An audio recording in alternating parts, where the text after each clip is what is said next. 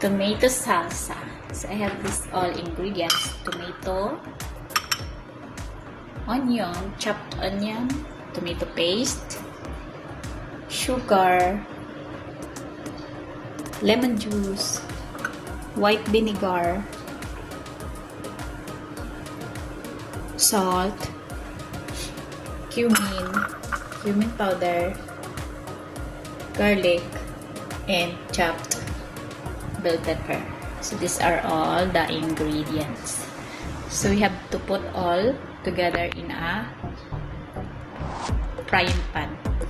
So here I will put first the cumin,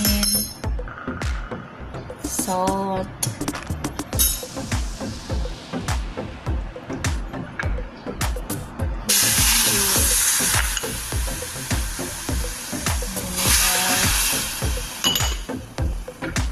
sugar,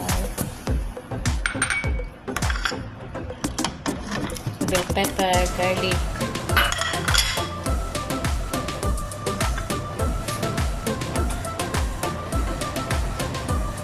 tomato, onion, and the tomato paste.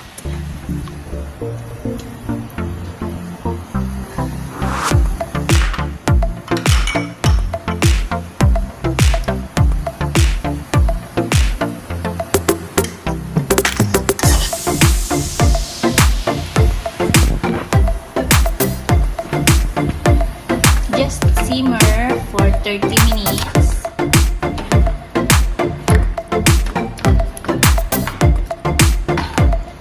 Mix it and simmer for 90 minutes or 1 hour in a low fire.